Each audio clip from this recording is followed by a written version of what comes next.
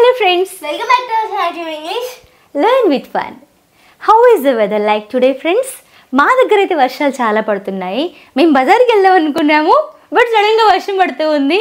So అనుకున్నాము, ఇంకా వర్షం మమ్మల్ని ఆపేసింది. వర్షాకాలం వాడేటువంటి సెంటెన్సెస్ చేస్తే ఎలా ఉంటుందని చెప్పేసి మేము ఆల్రెడీ ఎలాగో రెడీ అయి ఉన్నాం కాబట్టి మేము ఈ వీడియో చేస్తున్నాం అనమాట. అలాగే చాలామంది కూడా కామెంట్స్ పెట్టారు, మేడం రెయిన్ వెకాబులరీ నేర్పించమని చెప్పారనమాట. అలాగే స్వదేశీతో కూడా కన్వర్జేషన్స్ చేయమని చెప్పి చాలా కామెంట్స్ వస్తూ ఉన్నాయి. సరే అనేసి ఇంట్రెస్టింగ్గా ఉంటుంది, అందులో సండే కదా అనేసి నేను వచ్చేసాను అనమాట. చాలా చాలా ఇంపార్టెంట్ సెంటెన్సెస్ ఉంటాయి. తప్పకుండా వీడియోని ఎండింగ్ వరకు చూడండి, లైక్ చేయడం అస్సలు మర్చిపోవద్దు. మీ సపోర్ట్ ఎప్పటికి కూడా కోరుకుంటూనే ఉంటాను. అయితే బయట వర్షం పడుతూ ఉంది ఎలా చెప్పచ్చు? It's raining outside. Yes, it's raining outside. అయితే రెయిన్లో కూడా చాలా రకాలు ఉంటాయి. సన్నటి తుంపర్లు పడ్డాయనుకోండి, ఇట్స్ స్పిటింగ్ అవుట్ సైడ్ అంటాం. మామూలుగా స్పిట్ అంటే ఏంటి?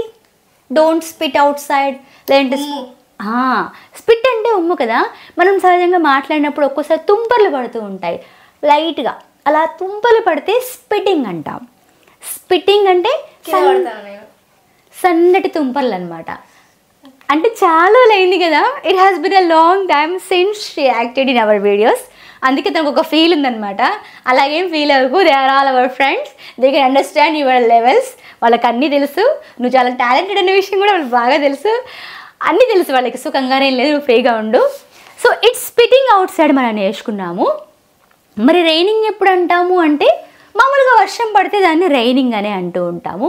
అలాగే కొంచెం జల్లులాగా పడుతూ ఉంటాయి అన్నమాట, దాన్ని ఏమంటాము? Drizzling outside. It's drizzling out side. It's drizzling out side. ఈ రకంగా వర్షాలు అనేటివి చాలా రకాలుగా ఉంటాయి. ఒక్కొక్కసారి టపా టపా అని వర్షం పడుతూ ఉంటుంది. హెవీగా రెయిన్ఫాల్ పడ్డాన్ని మనము it's raining cats and dogs అంటాం, లేదా it's bucketing down are it's pouring down. ఈ రకంగా రకరకాలు ఉంటాయి. ఏంట్రా ఈ టైప్స్ అంతా నేర్చుకుందాం మమ్మీ. ఇప్పుడు బయట వర్షం పడుతుంది, నాకేమన్నా వేడివేడిగా తినాలనిపిస్తుంది, బ్రెడ్ ఆమ్లెట్ కావాలి.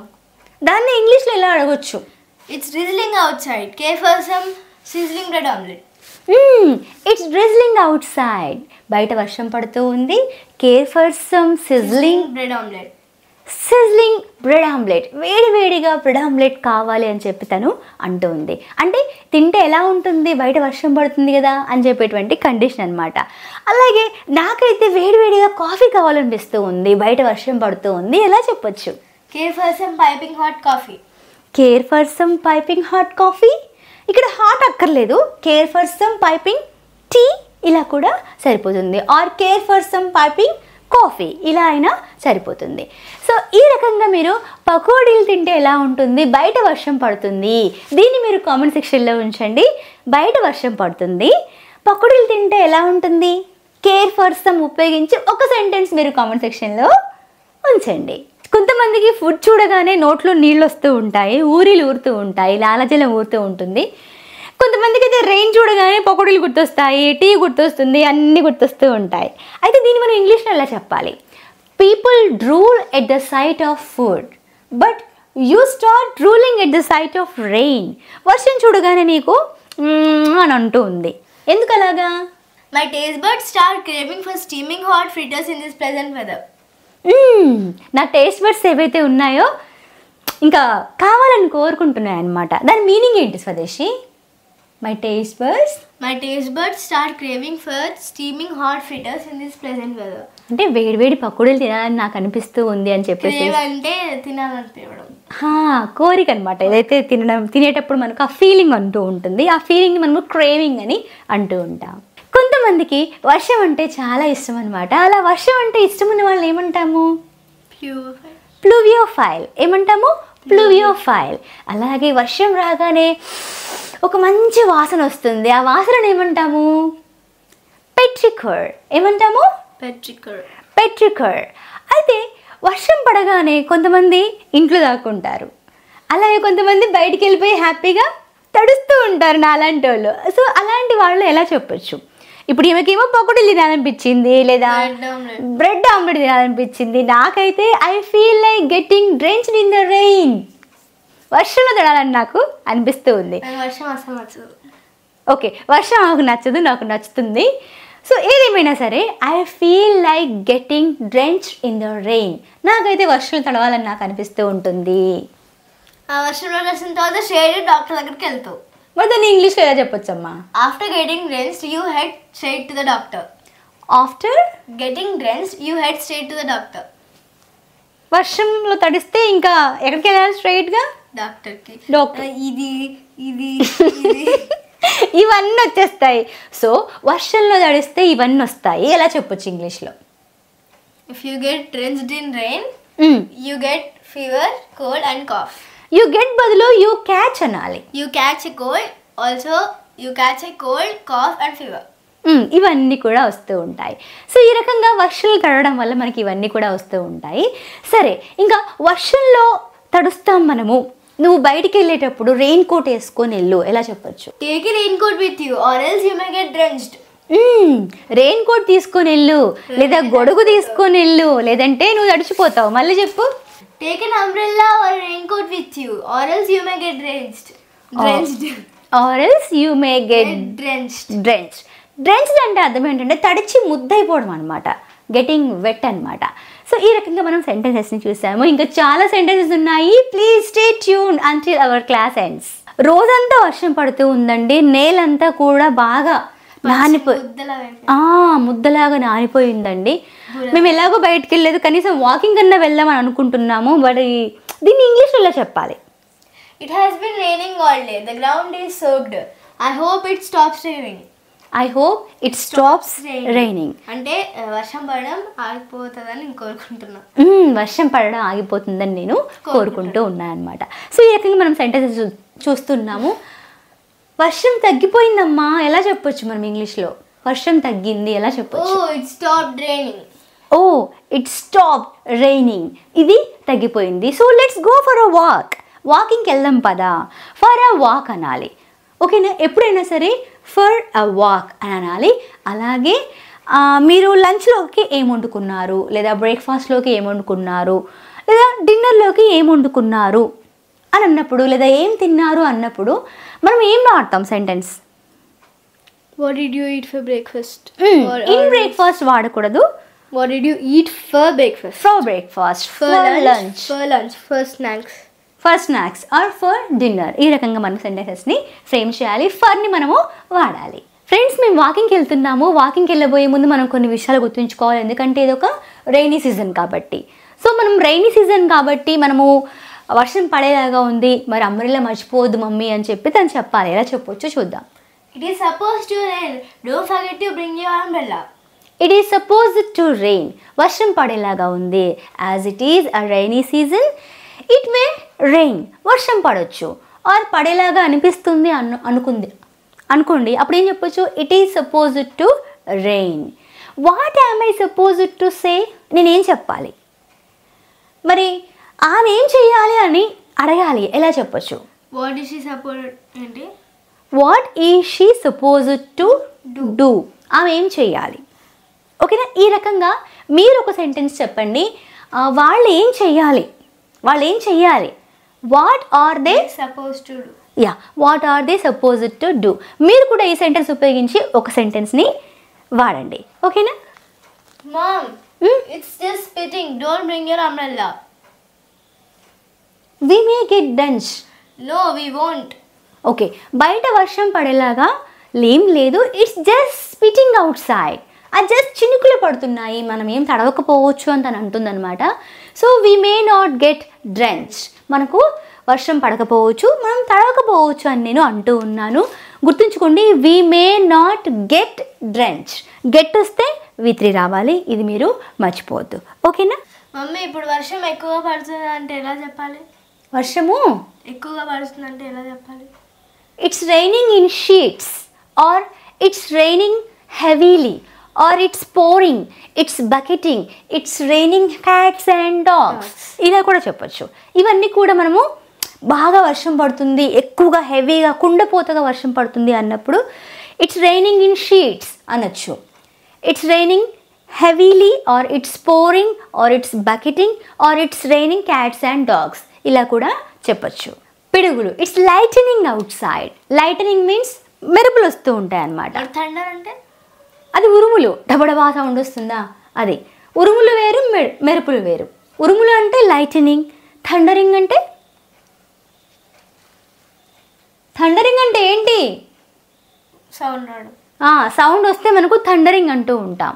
లైటనింగ్ అంటే తెలుసుగా, లైట్లు వస్తూ ఉంటాయి ఆకాశం నుంచి, మెరుపులు వస్తూ ఉంటాయి, దాన్ని లైటనింగ్ అంటూ ఉంటాం. అందుకే అంటూ ఉంటారు Thums Up the taste thunder, అంటే థండర్ అంత టేస్ట్ వస్తుందని చెప్పి అంటూ ఉంటారు. ఇదైతే పెయిడ్ ప్రమోషన్ కాదు, జస్ట్ అలా చెప్తున్నాం అనమాట. ఇదేం వర్షం మమ్మీ, అసలు తగ్గలాగా కనిపించలేగా. అది ఇంగ్లీష్లో చెప్పు. The rain is not showing any signs of stopping. The rain is not showing any signs of stopping. వర్షం తగ్గేలాగా లేనే లేదు. ఇట్స్ రైనింగ్ హార్డ్, టపా టపా వర్షం పడుతూనే ఉంది. ఇట్స్ రైనింగ్ వెరీ హార్డ్, ఇలా కూడా చెప్పొచ్చు. I'm going to unfurl the umbrella. అరే okay. Unfurl the umbrella. Furl అంటే ముడుగు ఒకసారి. Now I'm going to unfurl the umbrella. బా ముడుగు మరి. Now I'm going to furl the umbrella. ముడువట్లే మమ్మీ, పెట్టురా. ముడుగు మమ్మీ, వర్షం ఆగి పడుతుంది. It's raining on and off. వర్షం ఆగి పడుతుంది. It's raining on and off. On and off అంటే ఆగి పడుతుందని చెప్పేటువంటి కండిషన్ అనమాట. మేము నిన్న బర్త్డే పార్టీకి వెళ్ళామన్నమాట. మేము అందరం టైంకి వెళ్ళాము, మంచిగా తిన్నాము, లడ్డూలు అవి ఇవి. ఈ వారు మాత్రం అన్ని మిస్ అయింది. ఈమె లేట్గా వచ్చింది. ఎందుకు లేట్గా వచ్చావు? I was caught in a downpour. That's why I was late for the birthday party. Were you caught in a downpour? Downpour means వర్షంలో తడిచిపోయింది, అక్కడ తను ఆగిపోయింది అనమాట. అందుకే నేను లేట్ అయ్యానని చెప్తాను అంటుందన్నమాట. అందుకే ఆ సెంటెన్స్ మొత్తం చెప్పు ఒకసారి. I was caught in a downpour. That's why I was late for the birthday party. Mummy, నేను తడిచిపోయిన దానికి I'm drenched, I'm soaked, I'm damned అనే 3 words వాడచ్చా? 3 wordsకి ఒకటే అర్థం. నేను పూర్తిగా తడిచిపోయాను. ఫర్ ఎగ్జాంపుల్, ఇప్పుడు నేను ఒక తడి క్లాత్ తోటి దీన్ని తుడవాలి అనుకోండి, డాంప్ క్లాత్ ఉంటుంది. డాంప్ మీన్స్ వెట్ క్లాత్ అనమాట.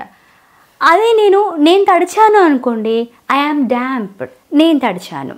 ఐఆమ్ డ్రెంచ్డ్, ఇలా కూడా వాడచ్చు. అలాగే ఐఆమ్ సోక్డ్, ఇలా కూడా వాడచ్చు. అలాగే సోక్ అంటే అర్థం ఏంటంటే బట్టల్ని నానబెట్టడానికి కూడా సోకింగ్ అని అంటూ ఉంటాం. స్వదేశీ go and soak those clothes, ఆ బట్టల్ని నానబెట్టు నేను అంటూ ఉంటాను. అవేంటి మమ్మీ ఇట్లా మొత్తం స్పాట్స్ లా బయట కూడా బిల్డింగ్స్ మీద, దాన్ని కూడా డ్యాంప్ అని అంటాం. అంటే ఇప్పుడు ఏదైనా ట్యాంక్ లీక్ అయింది అనుకోండి, మనకు వాటర్ అంతా కూడా గోడలోకి వచ్చేసి చెమ్మలాగా అయిపోతూ ఉంటుంది నల్లగా. మీరు ఈ ఇమేజ్ చూడొచ్చు. సో ఆ చెమ్మని మనము డ్యాంప్ అంటాం. సో ఇక్కడ అన్ని డ్యాంప్ ప్యాచెస్ ఉన్నాయి. ఎలా చెప్పొచ్చు అమ్మ, సెంటెన్స్ చెప్పు. ఇక్కడ ఇవన్నిటిని there are damp patches on the ceiling. On the ceiling మీద మనకు డ్యాంప్ ప్యాచెస్ ఉన్నాయని మనము అంటున్నాం. మమ్మీ ఏంటి మమ్మీ కూర్చోలేను, ఒక తడికాలతో లోపల వస్తాడు. తడికాలతో లోపలికి ఎందుకు వచ్చారు, అసలు ఎవరు వచ్చారు అని చెప్పినప్పుడు మనం ఎలా రాయొచ్చు? Who waded through water. Yeah, who waded through water. ఎవరు తడికాలతోటి లోపలికి వచ్చారు అంటే ఒక దాంట్లోంచి మనం బయటకు వచ్చినప్పుడు మనము వేడెడ్ త్రూ అని వాడుతూ ఉంటాం. అలాగే మనము ట్రాఫిక్ లో నుంచి కూడా వస్తూ ఉంటాం, జనాల్లోంచి కూడా తోసుకుని ఇలా కూడా మనము చెప్పచ్చు. మమ్మీ, ఇక స్కూల్ నుంచి వచ్చేటప్పుడు మొత్తం మడ్డి నా బ్యాగ్కి, నా సాక్స్కి, నా యూనిఫామ్ కంటింది. మరి ఇంగ్లీష్లో చెప్పు. When I was coming from the school, I got mud on my socks, my bag, on my uniform. అయితే స్పెసిఫిక్గా నువ్వు అని చెప్పాల్సిన అవసరం లేదు, ఎందుకంటే రెగ్యులర్గా నువ్వు వెళ్తూనే ఉంటావు స్కూల్కి. కాబట్టి when I was coming from school అని చెప్పాలి, మళ్ళీ దా అక్కర్లేదు. When I was coming from school, I got mud on my uniform, my bag and my when I was coming from school, I got mud on my uniform, my bag and my socks. మా స్వదేశీకి మంచి English వచ్చండి, కాకపోతే స్పీడ్గా చెప్పేస్తుంది. మెల్లిగా చెప్తే స్పష్టంగా ఉంటుందని నేను చెప్తూ ఉంటాను. తొందర ఎక్కువ అమ్మగారికి, తొందర పడకుండా మెల్లిగా చెప్తే మన ఫ్రెండ్స్కి కూడా ఈజీగా అర్థమవుతుంది. సరేనా? మనం ఏదైనా చెప్తుంది, కాకపోతే స్పీడ్ అలా చెప్పేస్తుంది అనమాట. అలా చెప్పకూడదు, నాకు మాట్లాడి అన్నమాట. ఎక్కువ స్పీడ్గా చెప్పొద్దు అని చెప్తూ ఉంటాను. మెల్లిగా చెప్తే స్పష్టత ఉంటుంది, అందరికీ ఈజీగా అర్థమవుతుంది. ఓకే. ఇంకా ఆ తొందరతోనే వెళ్ళి పక్కన కూడా పడిందండి, ఆ తొందరతోనే పడింది, దాన్ని ఎలా చెప్పొచ్చు? I lost my footing. I lost my footing and fell in the mud. Yeah I lost my footing and she fell in the mud. మడ్లో పడింది. మడ్ అంటే అర్థం ఏంటి? బురద. మనకు వాటర్ మట్టి కలిసి మనకు మడ్ ఏర్పడుతూ ఉంటుంది అనమాట. దాన్ని మనము మడ్ ఎంయుడి ముడ్ అని పలకొద్దు, మడ్ అని పలకాలి. మడ్ అని పలకాలి. ఎందుకంటే యు అంటే ఊ వస్తుందని చెప్పి కొంతమంది అనుకుంటారు. ఊతో పాటు కూడా వస్తూ ఉంటుంది సౌండ్. ప్రతి సౌండ్ కూడా మీకు ఏ లెటర్ ఏ సౌండ్ ఇస్తుంది అనేది నేను మన బుక్లో రాశానండి. 0 to 0 బుక్ ఉంది మంది. ఈ బుక్లో ఈ పలానా పేజ్ కూడా నేను మెన్షన్ చేస్తాను. ఆ పేజ్లో ఉన్నటువంటి ప్రతి లెటర్ అంటే ఆల్ఫాబెట్లో ఉన్నటువంటి ప్రతి లెటర్కి ఇచ్చేటువంటి సౌండ్స్ మీద మనకు మంచి అవగాహన ఉండాలి. ఆ అవగాహనతో మనకు సెంటెన్సెస్ యొక్క ప్రొనౌన్సియేషన్ అనేది ఉంటూ ఉంటుంది. స్పెల్లింగ్స్ కూడా మనకు ఈజీగా వస్తూ ఉంటాయి. కాబట్టి తప్పకుండా మన బుక్ని ఫాలో అవ్వండి.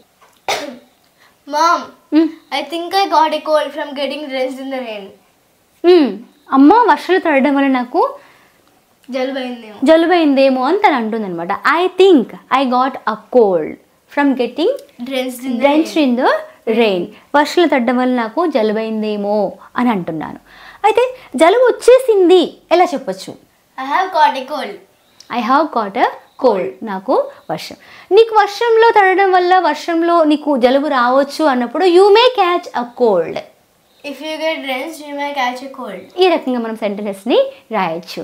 ఇంకా ఏమైనా మీకు కావాలనుకుంటే తప్పకుండా మీరు కామెంట్ సెక్షన్లో ఉంచండి.